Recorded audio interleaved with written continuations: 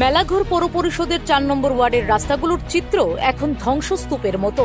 ২ বছর ধরে স্থানীয়রা বারবার কাউন্সিলর গোপাল ঘোষকে জানালেও কোনো সংস্কার হয়নি।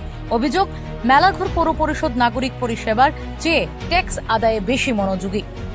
এমনকি ওয়ার্ডের প্রধান রাস্তায় বাইক বা সাইকেল চালানো তো দূরের কথা, হেঁটে চলাও এখন ঝুঁকিপূর্ণ। সাধারণ মানুষের দুর্ভোগ চরমে পৌঁছালেও চেয়ারম্যান এবং পৌর পরিষদ নির্বিকার। স্থানীয়দের অভিযোগ, এই দুরবস্থার জন্য দায়ী চেয়ারম্যানের গাফিলতি এবং রাজনৈতিক উদাসীনতা। তাদের ক্ষোভ, আমরা ট্যাক্স দিই কিন্তু পরিষেবা পাই শূন্য। Bureau report, Tripura TV. কি নাম আপনার? আপনার কত নম্বর ওয়ার্ড এটা? ৪ নম্বর। আপনারা কতদিন ধরে এখানে বসবাস করেন? তো এই রাস্তাটা যে এইরকম অবস্থা কেউ জানাইছেন? কারা জানাইছিলেন? তারা আছে, তারা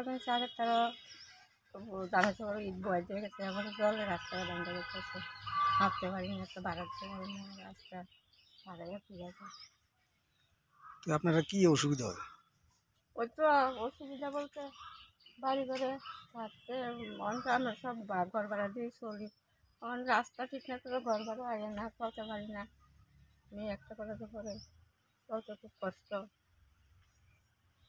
রাস্তা ঠিক হলে ভালো, এটাই আমরা চাই।